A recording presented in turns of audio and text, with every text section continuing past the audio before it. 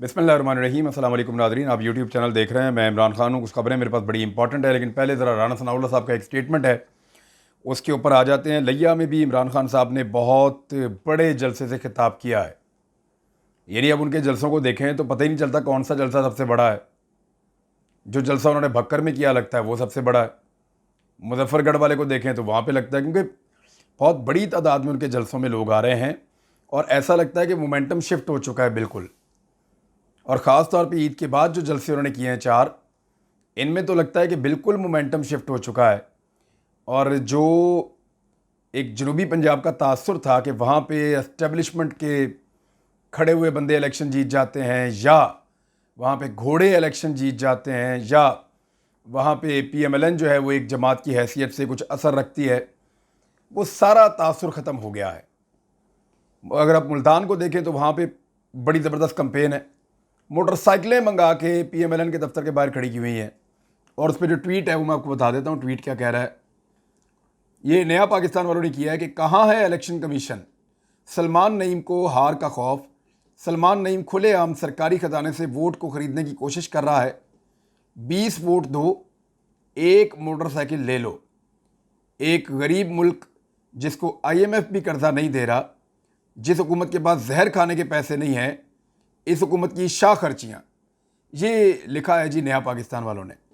अब क्लेम ये कर रहे हैं कि इसमें बाकायदा जो सलमान नईम साहब हैं वो अब वोटों को ख़रीदने की कोशिश कर रहे हैं। राना सनाउल्लाह साहब वाली बात पे पहले आते हैं, फिर जाएंगे पाकिस्तान तहरीक इंसाफ के जलसे पे, फिर आपको बताऊंगा जरदारी साहब की दिली ख्वाहिश, MKM मामला कहाँ रह गई है और कौन सी चाल है जो इस वक्त वफाकी हुकूमत चलने जा रही है ज़िमनी इलेक्शन को जीतने के लिए। लोटों के साथ एक नया वाक़या पेश है, वो भी आपको बताएंगे।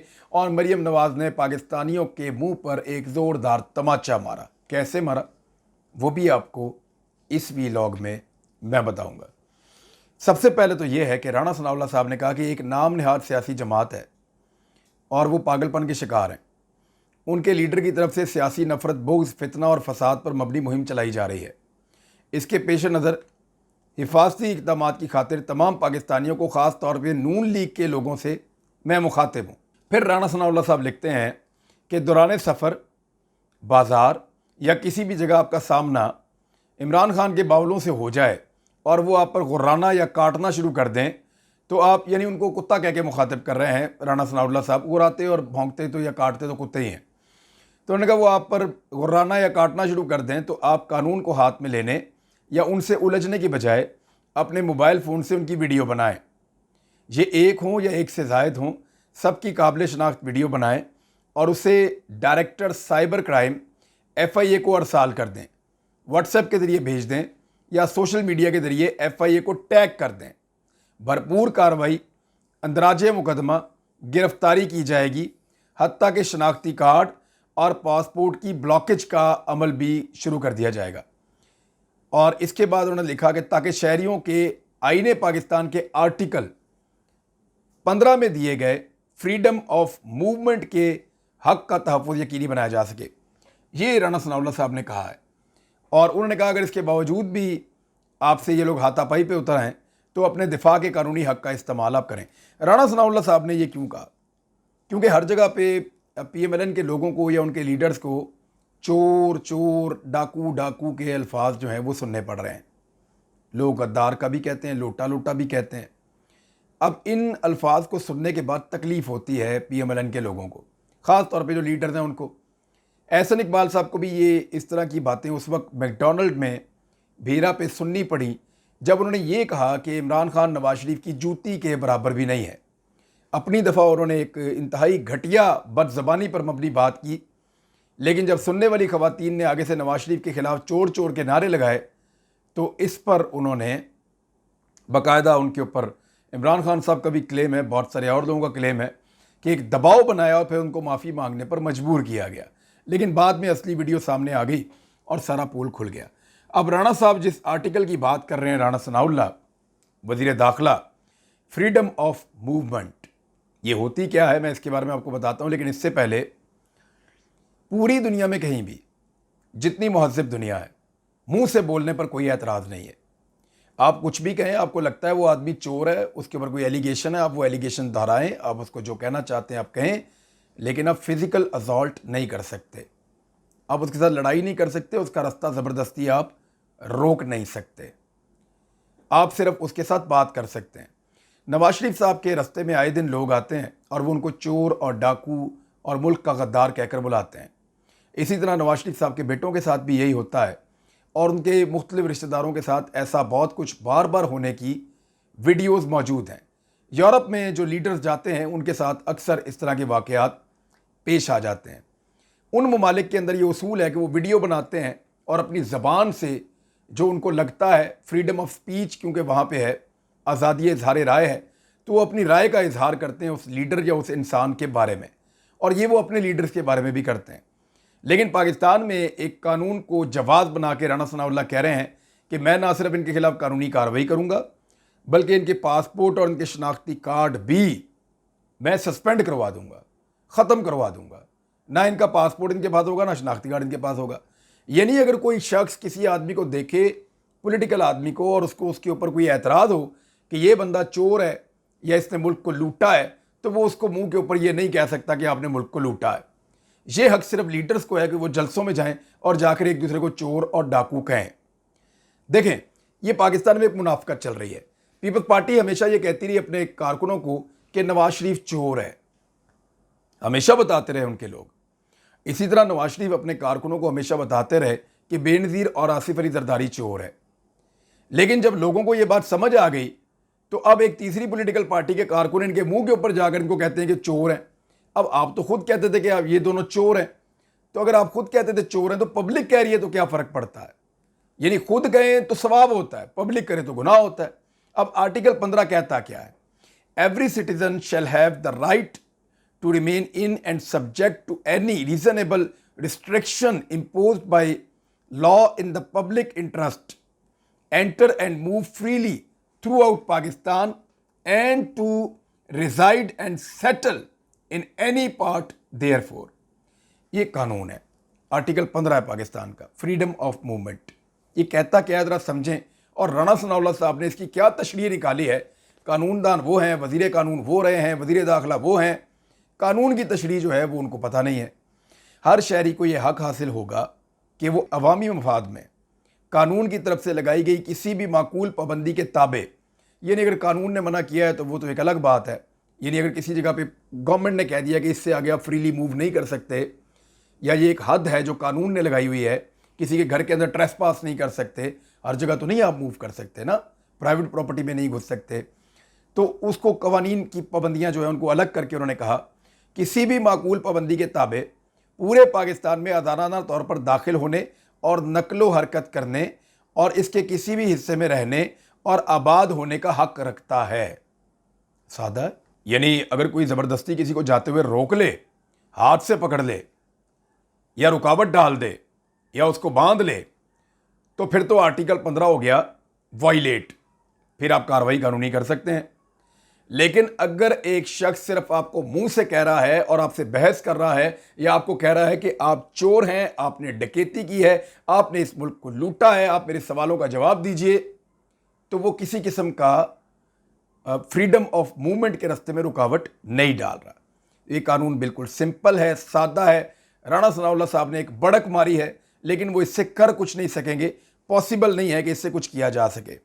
जब कराची डूब रहा है तब लोगों की तकलीफ़ का अजाला करने की बजाय, जब लोगों के अरबों रुपए का सामान डूब गया, लोगों के अरबों रुपए की सामान और कीमती जो साजो सामान है वो ज़ाया हो गया, फर्नीचर उनका ज़ाया हो गया, तो उस वक्त आसिफ अली जरदारी साहब बजाय इसके कि लोगों के ज़ख्मों पर मरहम रखें, बजाय इसके कि लोगों की तकालीफ़ का मुदावा करें, वो अपनी एक दिली ख्वाहिश का इजहार कर रहे हैं। और ख्वाहिश क्या है ये ज़रा आप सुन लें। दिली ख्वाहिश है कि अपनी ज़िंदगी में बिलावल को वज़ीर आज़म बनता देखूँ, आसिफ अली जरदारी। वैसे मेरी भी एक दिली ख्वाहिश है कि मैं अपनी ज़िंदगी में पाकिस्तान पीपल्स पार्टी को आवाम की खिदमत करते हुए देखूं। मेरी भी एक ख्वाहिश है कि मैं अपनी ज़िंदगी में सिंध को बाकी सूबों की तरह आगे बढ़ता हुआ देखूं।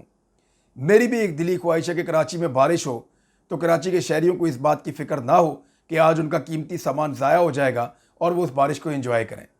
ये छोटी छोटी ख्वाहिशात हैं और इस तरह की सैकड़ों ख्वाहिशात है जो सिंध को, कराची को और पीपल्स पार्टी को लेकर है। लेकिन जरदारी साहब की दिली ख्वाहिश ये है कि उनका बेटा किसी भी तरह वजीर आज़म पाकिस्तान बन जाए उनकी ज़िंदगी में। पेट्रोल की कीमत के ऊपर एक ब्लफ खेलने जा रही है ये हुकूमत। मेरी इंफॉर्मेशन के मुताबिक इस वक्त जो पेट्रोल की कीमत है आलमी मंडी में एकदम कम हुई है, कुछ 8% के लगभग दोबारा कम हुई है और पेट्रोल पहुंच गया है। और ये एक जंप है जो एकदम नीचे आया, $100 से भी नीचे चला गया है दुनिया में आलमी सतह के ऊपर। अब $100 से नीचे चले जाने का मतलब है कि काफ़ी कंट्रोल में आ गई सिचुएशन। इमरान खान साहब के दौर में $125 तक गया था और जब वो $125 में था तो इमरान खान साहब तब भी $150 लीटर से कम में बेच रहे थे। आज $25 से ज़्यादा पेट्रोल की कीमत कम हो गई है, लगभग 25% से ज़्यादा पेट्रोल की कीमत कम हो गई है उस दौर की निस्बत। तो पीएमएलएन ने कोई कमी नहीं की। जो पीडीएम की हुकूमत है, ये चूं-चूं का मुरब्बा इंपोर्टेड सरकार का, इन्होंने अभी तक पेट्रोल की कीमत में कोई कमी नहीं की, बल्कि ₹100 लीटर पेट्रोल और ₹130 लीटर डीजल की कीमत में इजाफा कर दिया। और अब ये करने के हवाले हैं 17 जुलाई के लिए। मरीम नवाज साहबा हर जलसे में जाके अनाउंस कर रही हैं। होगा ये कि 14 जुलाई की रात को या 15 जुलाई की रात को ये अचानक अनाउंस करेंगे कि हम पेट्रोल की कीमत और डीजल की कीमत कम कर रहे हैं। 20 से 30 रुपए पेट्रोल और 30 से 35 रुपए जो है वो डीजल की कीमत में ये कम कर देंगे। लेकिन ये कमी जो है वो चंद दिनों के लिए होगी, हो सकता है 5 दिन के लिए या हो सकता है 15 दिन के लिए। इतने दिनों के लिए ये कमी की जाएगी और उसके बाद दोबारा पेट्रोलियम लेवी और टैक्सेस के नाम के ऊपर ज़्यादा इजाफा कर दिया जाएगा, यानी 40 रुपए तक पेट्रोल की कीमत में और डीजल की कीमत में को 50 रुपए तक का इजाफा दोबारा कर दिया जाएगा। यानी जितनी कीमत कम की जाएगी उससे ज़्यादा कीमत चंद दिन के बाद बढ़ा दी जाएगी ताकि ये जो बीच में नुकसान हुआ इसको पूरा किया जा सके। ये जो कीमत कम की जाएगी ये सिर्फ और सिर्फ 17 जुलाई के इलेक्शन के लिए कम की जाएगी। लेकिन मेरे ख्याल में यहाँ पे बहुत सारा रिकॉर्ड मेरे पास अवेलेबल है। इमरान खान साहब के दौर में जब $125 फी बैरल पेट्रोल मिल रहा था तो वो $150 से कम में बेच रहे थे पाकिस्तानी रुपीज़ में फी लीटर, और अब $100 से भी कम में बैरल पेट्रोल का मिल रहा है। तो शहबाज शरीफ साहब लगभग $250 का बेच रहे हैं लीटर पेट्रोल। तो होना ये चाहिए कि शहबाज शरीफ साहब, क्योंकि अब ये कीमत कम हो गई है, तो पेट्रोल को कम से कम $120 लीटर पे बेचें। ये 20 या 30 रुपए कम करने से नहीं होगा, कम से कम अगर कम करना है तो 100-150 रुपया लीटर जो है वो पेट्रोल शहबाज शरीफ साहब कम करें, तो फिर लोग मानेंगे कि वो इमरान खान के मुकाबले में आए हैं। वरना वो दूर दूर तक इमरान खान के मुकाबले में नहीं है। उधर जो लोटे हैं उनकी हालत बुरी हो गई है। नज़ीर चौहान साहब अपने हल्के में जहाँ निकलते हैं लोग लोटा लोटा की आवाज़ें लगाते हैं। बाकी जो उम्मीदवार हैं उनके साथ भी यही हो रहा है और हर जगह पे इस तरह की सूरत अब तो वीडियोज़ आना शुरू हो गई हैं सामने। इसी सिचुएशन को देखते हुए राणा सनाउल्लाह साहब ने ये एक अजीबो गरीब गुस्से वाला स्टेटमेंट दिया है और ये पंजाबी फिल्मों के डायलॉग से बढ़ के और कुछ नहीं है। शरीफ खानदान की अगली नस्लें भी तैयार हैं। मरीम नवाज साहबा ने कह दिया है, ये वही बात है जो हम आपको बार बार बताते हैं कि शरीफ खानदान ने पाकिस्तान की सियासत पे कब्जा करने का फैसला किया है। मियाँ शरीफ वो अपने 2 बच्चों को सियासत में लाए, वज़ीर आला बनवाया, वज़ीर आज़म बनवाया। फिर जो दोनों भाई हैं वो अपने बच्चों को सियासत में लाए। एक वज़ीर आला बनवा चुका है, दूसरे ने उसको सियासत में उतारा हुआ है, पार्टी के अंदर ओहदा दे दिया बहुत बड़ा, और अब वो अपने अगले बच्चों को तैयार कर रहे हैं। यानी मरीम नवाज़ ने जुनैद सफदर को तैयार करना शुरू कर दिया है पाकिस्तान में पॉलिटिक्स करने के लिए। यानी ये ख़ानदान ये हक लेकर पैदा होते हैं सोने के चम्मच के साथ कि ये पाकिस्तानी अवाम के ऊपर रूल करेंगे। ये PMLN में काम करने वाले कारकुनों के मुंह के ऊपर एक तमाचा है, पाकिस्तानी अवाम के मुंह के ऊपर एक तमाचा है। इसलिए कि किसी आम घर का बच्चा या बच्ची वो सियासत में जितना मर्जी जोर लगा ले, वो अवाम की खिदमत में शरीफ खानदान पे सबकत नहीं ले जा सकता, क्योंकि वज़ीर आज़म हो, वज़ीर आला हो या अहम तरीन ओहदे हो, वो सारे हमेशा शरीफ खानदान के पास जाएंगे। पार्टी भी उनके कंट्रोल में रहेगी और हर चीज़ उनके कंट्रोल में रहेगी। इमरान खान को उन्होंने ताना दिया कि तुम्हारा आगे कौन सी औलाद है, तुमने कैसे, तुम मर गए तो सब ख़त्म हो गया, हमारा तो ख़ानदान चलेगा, नस्लें चलेंगी, और हमने तो अगली नस्लें जो हैं वो अवाम की खिदमत के लिए तैयार कर रखी हैं। यानी ये मौरूसी सियासत को बाकायदा एक जस्टिफिकेशन दी जा रही है और शर्म नहीं आती पाकिस्तान के अंदर उन सियासतदानों को जिनकी जूतियाँ घिस गई हैं काम कर करके, और वो इस मारूसी सियासत में इनके पीछे खड़े होते हैं हाथ बांध के, पहले दादा के पीछे, फिर बाप के पीछे, फिर उसके बच्चों के पीछे, और अब अगली नस्लों के पीछे भी हाथ बांध के खड़े हैं, चौथी नस्ल के पीछे हाथ बांध के खड़े हैं। तो ये है जी सूरत हाल, और ये मरीम नवाज साहबा का अंदर का सच बाहर आ गया है। दूसरी जानिब पाकिस्तान तहरीक इंसाफ की जीत को और कामयाबी को देखते हुए पुलिस का इस्तेमाल बहुत ज़्यादा हो गया है। पुलिस को मजबूर किया जा रहा है PMLN की जानिब से कि वो छापे मारें पाकिस्तान तहरीक इंसाफ के जलसों पे।